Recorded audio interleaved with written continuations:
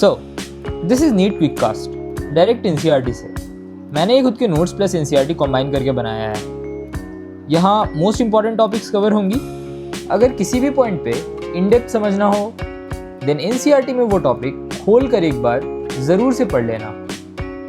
So let's begin. जिस flower को लोग गार्डन में बस एक खूबसूरत डेकोरेशन या फ्रेग्रेंस का सोर्स समझते हैं ना, दरअसल वो नेचर का एक highly aggressive finally tuned survival machine है। बिल्कुल। फूलों के ब्राइट कलर्स और जो नेक्टर है वो सिर्फ एक डिसेप्टिव मार्केटिंग स्ट्रैटेजी है। उनका अल्टीमेट बायोलॉजिकल गोल सिर्फ एक ही है और वो है रिप्रोडक्शन। सही कहा। और जो भी नीट 2026 एस्पिरेंट्स हमें अभी सुन रहे हैं, अगर तुम लोग अपने आसपास के प्लांट्स को इस एवोल्यूशनरी पर्सपेक्टिव से ऑब्जर्व करो तो एनसीईआरटी बायोलॉजी का chapter sexual reproduction in flowering plants बस एक बोरिंग चैप्टर नहीं लगेगा। हाँ, मतलब ये एक पूरा फैसिनेटिंग बायोलॉजिकल बैटल ग्राउंड बन जाता है, राइट? यहाँ पर सर्वाइवल और डोमिनेंस के लिए कॉम्प्लेक्स केमिकल डायलॉग्स होते हैं। एग्जैक्टली।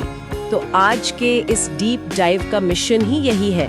हम एनसीईआरटी को लाइन बाय लाइन डिकोड करेंगे और इन्हीं स्ट्रक्चरल और फंक्शनल कॉन्सेप्ट्स के पीछे का जो व्हाई और हाउ है उसे क्लियर करेंगे। क्योंकि देखो, नीट एग्जाम के लिए ये टॉपिक बहुत हाई यील्ड है। कंसेप्चुअल क्लैरिटी होना बहुत जरूरी है ताकि लॉन्ग टर्म मेमोरी में रिटेन हो सके। तो शुरुआत करते हैं इस सर्वाइवल मशीन के बेसिक आर्किटेक्चरल डिजाइन से। जब एक प्लांट डिसाइड करता है कि उसे रिप्रोड्यूस करना है तो हार्मोनल और स्ट्रक्चरल चेंजेस से फ्लोरल प्राइमोडियम डेवलप होता है। राइट। और ये फ्लोरल प्राइमोडियम बेसिकली एक फाउंडेशन बेस है। यहाँ से मेल और फीमेल रिप्रोडक्टिव ऑर्गन्स यानी एंड्रोशियम और गाइनोशियम डिफरेंशिएट होते हैं और फाइनली मैच्योर होते हैं। तो एंड्रोशियम जो है वो व्हर्ल ऑफ स्टेमन से बनता है ना? ये प्लांट का मेल रिप्रोडक्टिव सिस्टम है। बिल्कुल। और गाइनीशियम फीमेल रिप्रोडक्टिव सिस्टम को रिप्रेजेंट करता है।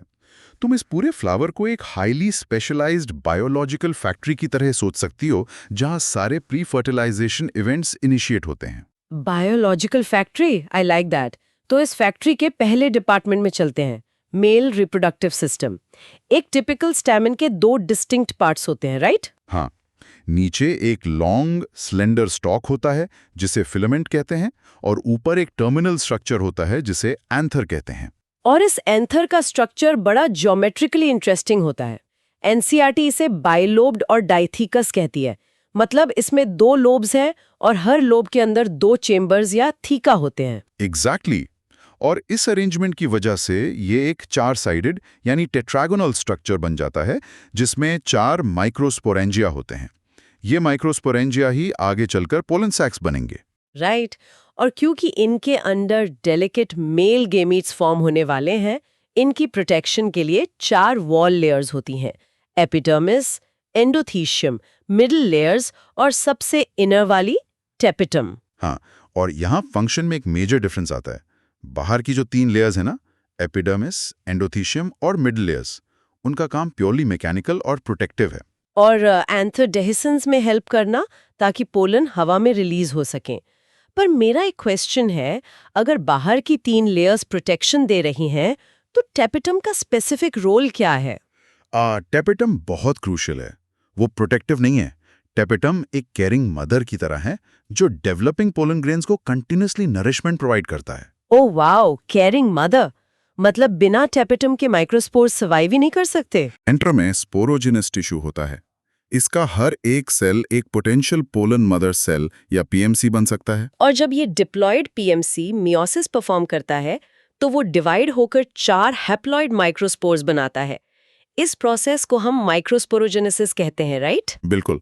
और इनिशियली ये चार माइक्रोस्पोर्स एक माइक्रोस्पोर टेट्राड की फॉर्म में अटैच रहते हैं। जैसे जैसे एंथर मैच्योर और डिहाइड्रेट होता है, ये फिजिकली डिसोसिएट हो जाते हैं और इंडिपेंडेंटली डेवलप होकर मैच्योर पोलन ग्रेन्स बन जाते हैं जो मेल गैमेटोफाइट को रिप्रेजेंट करते हैं।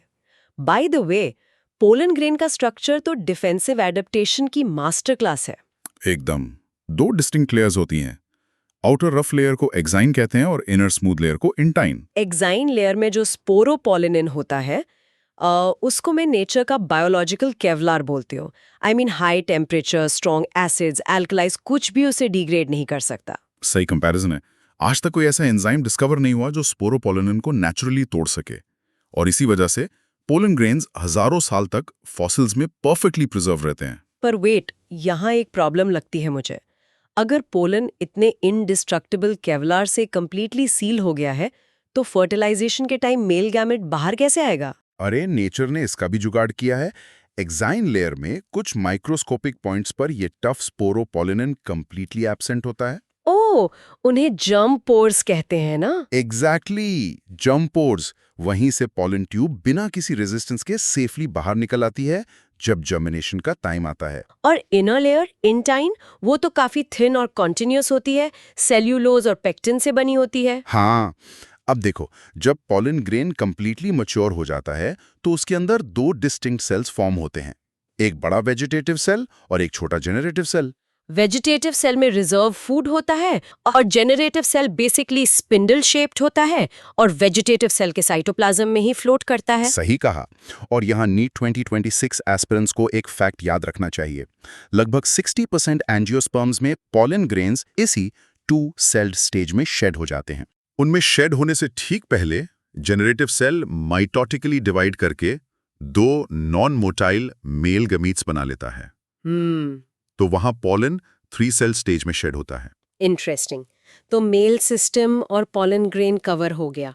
अब अपनी बायोलॉजिकल फैक्ट्री के फीमेल डिपार्टमेंट पर शिफ्ट करते हैं, गाइनीशियम या पिस्टिल। पिस्टिल के 3 डिस्टिंक्ट पार्ट्स होते हैं। ऊपर एक स्टिकी लैंडिंग प्लेटफॉर्म, स्टिग्मा, उसके नीचे एक नैरो ट्यूब, स्टाइल, और बेस पर स्वॉलन ओवरी। और इस ओव्यूल के अंदर कुशन्स जैसे प्लेसेंटा से जुड़े होते हैं, ओव्यूल्स, जिन्हें टेक्निकली मेगास्पोरेंजियम कहते हैं। बिल्कुल, ओव्यूल का एनाटॉमी बहुत इंपॉर्टेंट है। अगर एनाट्रोपस ओव्यूल की बात करें तो वो कंप्लीटली इन्वर्टेड होता है। हाँ, और एक छोटे स्टॉक से अटैच होता है जिसे फनिकल कहते हैं, और जहां ओव्यूल बॉडी फनिकल से फ्यूज करती है उस पॉइंट को हाइलम बोलते हैं, राइट? यस, और प्रोटेक्शन के लिए ओव्यूल के चारों तरफ टफ एनवेलप्स होते हैं जिन्हें इंटेग्यूमेंट्स कहते हैं। बस टॉप पर एक छोटी सी ओपनिंग छोटी होती है जिसे माइक्रोपाइल कहते हैं, और उसके ठीक ऑपोजिट ओव्यूल का बेसल रीजन चालेजा होता है। सही है। इंटेग्यूमेंट्स के ठीक अंदर क्लोजली पैक्ड सेल्स का एक मैसिव मास होता है, न्यूसेलस। ये बेसिकली रिजर्व फूड मटेरियल का स्टोर हाउस है। और इसी न्यूसेलस के अंदर सिक्योर होता है हमारा फीमेल गैमीटोफाइट यानी एम्ब्रियो सैक। तो अब मेगास्पोरोजेनेसिस पर आते हैं। ये प्रोसेस इनिशिएट कैसे होती है? न्यूसेलस के माइक्रोपाइलर रीजन में एक सेल डिफरेंशिएट होकर मेगास्पोर मदर सेल या एमएमसी बनता है। ये बड़ा सेल होता है जिसमें डेंस साइटोप्लाज्म होता है। और फिर ये डिप्लॉयड एमएमसी मियोसिस करता है, जिससे 4 हैप्लॉयड मेगास्पोर्स बनते हैं। पर यहाँ मुझे एक बात बताओ। हाँ, पूछो। एनर्जी लगाकर 4 हैप्लॉयड मेगास्पोर्स बनाता है, पर उनमें से 3 को डीजेनरेट कर देता है। सिर्फ एक ही फंक्शनल रहता है। ये तो एनर्जी वेस्ट लगती है मुझे। अरे नहीं, ये एनर्जी वेस्ट नहीं है। ये एवोल्यूशनरी पर्सपेक्टिव से रिसोर्स एलोकेशन का एक ब्रिलियंट मैकेनिज्म है। कैसे? I mean, 4 बच्चे हैं तो चारों को क्यों नहीं बड़ा करता? सोचो जरा, अगर प्लांट चारों को डेवलप करेगा तो सबको अलग अलग नरिश करने में बहुत रिसोर्सेज ड्रेन होंगे, सीड्स वीक बनेंगे। इसलिए नेचर इंश्योर करती है कि सारी एनर्जी सिर्फ एक मोस्ट वायबल मेगास्पोर पर फोकस हो। All eggs in one basket approach, survival probability बढ़ाने के लिए। और क्योंकि एक सिंगल मेगास्पोर से एम्ब्रियो सैक बनता है, इसे मोनोस्पोरिक डेवलपमेंट कहते हैं। एग्जैक्टली। अब इस सिंगल मेगास्पोर का इंटरनल डेवलपमेंट भी बहुत इंटरेस्टिंग है। इसका न्यूक्लियस माइटोसिस से रैपिडली डिवाइड करता है, पर यह फ्री न्यूक्लियर टाइप डिवीजन होती है। मतलब न्यूक्लियाई डिवाइड हो रहे हैं, पर सराउंडिंग सेल वॉल्स अभी फॉर्म नहीं हो रही हैं, राइट? हाँ, पहले 2 न्यूक्लिएट, फिर 4 न्यूक्लिएट और फाइनली 8 न्यूक्लिएट स्टेज अचीव होती है। उसके बाद सेल वॉल फॉर्मेशन शुरू होती है, जिससे वो फेमस 7 सेल्ड 8 न्यूक्लिएट अरेंजमेंट बनता है। ये एनाटॉमी नीट के लिए बहुत हाई यील्ड है। माइक्रोपाइलर एंड पर एग अपैरेटस होता है। सही कहा, जिसमें 2 सिनर्जिड्स और एक एक्सेल होता है। सिनर्जिड्स में फिलीफॉर्म अपैरेटस भी होता है जो हम आगे देखेंगे। और चलाजल एंड पर 3 एंटीपोडल्स होते हैं। तो 6 सेल्स तो वहां सेट हो गए। अब बचे 2 न्यूक्लियाई। ये दोनों पोलर न्यूक्लियाई एम्ब्रियो सैक के सेंटर में एक लार्ज सेंट्रल सेल के अंदर अपनी पोजीशन ले लेते हैं, तो हो गए ना 7 सेल्स और 8 न्यूक्लियाई। Perfect calculation. अब देखो, दोनों गैमीट्स मैच्योर हैं पर दोनों नॉन मोटाइल हैं, तो इन्हें पास लाने के लिए ही नेचर ने पॉलिनेशन का डिलीवरी सिस्टम बनाया है ना? बिल्कुल। पॉलन ग्रेन का एंथर से स्टिग्मा तक ट्रांसफर होना ही पॉलिनेशन है। इसके 3 टाइप्स होते हैं, ऑटोगैमी, गेडिनोगैमी और जेनोगैमी। ऑटोगैमी तो सेम फ्लावर में होती है, मतलब सेम फ्लावर के एंथर से उसी फ्लावर के स्टिग्मा पर पोलन जाना। हाँ, और कुछ फ्लावर्स जैसे वायोला या ऑक्जेलिस तो क्लिस्टोगैमस फ्लावर्स प्रोड्यूस करते हैं जो कभी ओपन ही नहीं होते, तो वहां सिर्फ ऑटोगैमी ही अश्योर्ड है। और गाइटनोगैमी में पोलन सेम प्लांट के दूसरे फ्लावर तक ट्रैवल करता है। टेक्निकली ये क्रॉस पॉलिनेशन लगता है क्योंकि ट्रैवल हो रहा है। हाँ, पर जेनेटिकली ये ऑटोगैमी ही है क्योंकि प्लांट तो सेम ही है ना।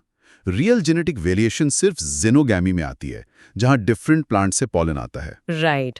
और इस डिलीवरी के लिए एबायोटिक एजेंट्स जैसे हवा और पानी और बायोटिक एजेंट्स जैसे इंसेक्ट्स और बर्ड्स यूज होते हैं। अब विंड पोलिनेशन को ही ले लो, हवा से पोलन आना चांस की बात है, इसलिए पोलन एक्सट्रीमली लाइट और नॉन स्टिकी होता है। और रिसीवर्स का स्टिग्मा काफी फेदरी होता है ताकि वो पोलन को ट्रैप कर सके। लेकिन हवा और पानी तो ठीक है, मुझे बायोटिक एजेंट्स के बारे में सोचना पड़ता है। क्यों? I mean, अगर सेल्फ पोलिनेशन एनर्जी सेव करता है, no nectar, no bright colours, तो प्लांट्स आउटब्रीडिंग डिवाइसेस क्यों डेवलप करते हैं क्रॉस पॉलिनेशन के लिए? इन ब्रीडिंग डिप्रेशन से बचने के लिए। अगर बार बार सेल्फ पॉलिनेशन होगा तो आने वाली जेनरेशंस वीक हो जाएंगी। जेनेटिक डाइवर्सिटी सर्वाइवल के लिए बहुत जरूरी है। ओह, इसलिए नेचर क्रॉस पॉलिनेशन को इनकरेज करती है। आउटब्रीडिंग डिवाइसेस जैसे रिसेप्टिविटी टाइमिंग में मिसमैच होना, या फिर एंथर और स्टिग्मा की पोजीशंस डिफरेंट होना। और सबसे एडवांस्ड मैकेनिज्म है सेल्फ इनकम्पैटिबिलिटी। ये सेल्फ इनकम्पैटिबिलिटी तो एक जेनेटिक वीआईपी एंट्री चेक लगता है मुझे। मतलब पिस्टल डिसाइड करता है कि पोलन कंपैटिबल है या नहीं। एग्जैक्टली। अगर सेम जेनेटिक लाइन का पॉलन है तो पिस्टल उसकी ग्रोथ को इनहिबिट कर देता है। सिर्फ जेनेटिकली फॉरेन पॉलन को ही परमिशन मिलती है। वाओ! और जब राइट पोलन लैंड करता है तो पोलन पिस्टल इंटरैक्शन स्टार्ट होती है। पोलन ट्यूब जर्म पोर से निकलकर स्टाइल के थ्रू ओवरी तक पहुंचती है। और यहाँ एंट्री के टाइम सिनर्जिड्स में जो फिलिफॉर्म एपरेटस होता है ना, वो पॉलन ट्यूब को प्रिसाइसली गाइड करता है। Chemical guidance, right. फिर आता है एंजियोस्पर्म्स का सबसे बड़ा क्लाइमैक्स, डबल फर्टिलाइजेशन। इसमें पोलन ट्यूब सिनर्जिड में 2 मेल गैमीट्स रिलीज करती है। सही पकड़ा। फिर 2 डिस्टिंक्ट फ्यूजन इवेंट्स पैरेलल चलते हैं। पहला, एक मेल गैमीट एग सेल के साथ फ्यूज होकर डिप्लॉयड जाइगोट बनाता है। इसे सिंगैमी कहते हैं। और दूसरा मेल गैमीट सेंट्रल सेल में 2 पोलर न्यूक्लियाई के साथ फ्यूज करता है। इसे ट्रिपल फ्यूजन कहते हैं ना। हाँ। और इस ट्रिपल फ्यूजन का रिजल्ट होता है एक triploid structure, primary endosperm nucleus यानी पेन। चूंकि यहाँ सिंगैमी और ट्रिपल फ्यूजन दोनों हो रहे हैं, जी। इसे हम डबल फर्टिलाइजेशन कहते हैं, जो कि एंजियोस्पर्म्स का बिल्कुल यूनिक सिग्नेचर इवेंट है। अब फर्टिलाइजेशन हो गया तो जाइगोट और पेन का आगे का जर्नी क्या होता है? पेन आगे कंटिन्यूअसली डिवाइड करके एंडोस्पर्म टिश्यू बनाता है और जाइगोट आगे चलकर एम्ब्रियो बनता है। पर यहाँ एक बहुत इंपॉर्टेंट वाय है नीट एग्जाम के लिए। क्या? ये कि एंडोस्पर्म डेवलपमेंट एम्ब्रियो डेवलपमेंट से पहले क्यों होता है। सही। इसका रीजन सिंपल है, जाइगोट तब तक रैपिडली डिवाइड नहीं करता जब तक सफिशिएंट नरिशमेंट रेडी ना हो। आई सी। मतलब ग्रोइंग एम्ब्रियो को अश्योर्ड न्यूट्रिशन मिल सके, इसीलिए खाना पहले प्रिपेयर होता है। एंडोस्पर्म सेल्स रिजर्व्ड फूड से भरे होते हैं। एकदम सही। और इस फेज के एंड होने पर मैच्योर ओव्यूल सीड बन जाता है और जो ओवरी है वो डेवलप होके फ्रूट बन जाती है। जबरदस्त। लेकिन बायोलॉजी है तो एक्सेप्शंस तो होंगे ही। तो क्या बिना फर्टिलाइजेशन के भी रिप्रोडक्शन या सीड फॉर्मेशन पॉसिबल है? हाँ बिल्कुल। एक प्रोसेस है एपोमिक्सिस। एस्टरेसिए और कुछ ग्रासेस में ये देखा जाता है। ये सेक्सुअल रिप्रोडक्शन को मिमिक करता है और बिना फर्टिलाइजेशन के सीड्स प्रोड्यूस करता है। और पॉलीएम्ब्रियोनी भी तो एक एक्सेप्शन है ना, जैसे सिट्रस और मैंगो में। हाँ, वहां न्यूसेलस के सेल्स डिवाइड होकर एम्ब्रियो सैक में पुश करते हैं। रिजल्ट, एक ही सीड के अंदर मल्टीपल एम्ब्रियोज बन जाते हैं। वाओ, आज का सेशन लिटरली माइंड ब्लोइंग था। हमने एक छोटे से फ्लावर का पूरा सिस्टम डिकोड कर दिया। बिल्कुल। और नीट 2026 के स्टूडेंट्स अगर इस लॉजिक के साथ एनसीईआरटी पढ़ेंगे तो उन्हें फैक्ट्स रटने नहीं पड़ेंगे। सही बात। कॉन्सेप्ट एकदम फ्लो में याद रहेगा। सही बात है। स्मार्ट वर्क से ही ड्रीम मेडिकल कॉलेज अचीव किया जा सकता है। कंसिस्टेंसी और रिवीजन की हैं। जाने से पहले मैं एस्पिरेंट्स के लिए एक थॉट प्रोवोकिंग क्वेश्चन ड्रॉप करना चाहता हूँ। हाँ, जरूर। डबल फर्टिलाइजेशन एक एनर्जी इंटेंसिव प्रोसेस है, तो एवोल्यूशन ने इसे एंजियोस्पर्म्स के लिए इतना जाइडली सक्सेसफुल क्यों बनाया, और एंडोस्पर्म का ट्रिप्लॉइड नेचर सीड सर्वाइवल को कैसे एडवांटेज प्रोवाइड करता है? Oh, this is a brilliant question. NEET aspirants दिमाग लगाओ, हमें अपने आंसर्स कमेंट सेक्शन में बताओ। हम देखना चाहते हैं कि तुम लोगों को कॉन्सेप्ट की रियल डेप्थ कितनी समझ आई है। हाँ, एक्टिवली डिस्कस करो ताकि तुम्हारा प्रेपरेशन लेवल और स्ट्रांग हो। एग्जैक्टली। तो बस आज के इस डीप डाइव में इतना ही। कीप लर्निंग, कीप रिवाइजिंग, और मिलते हैं नेक्स्ट सेशन में। Good bye.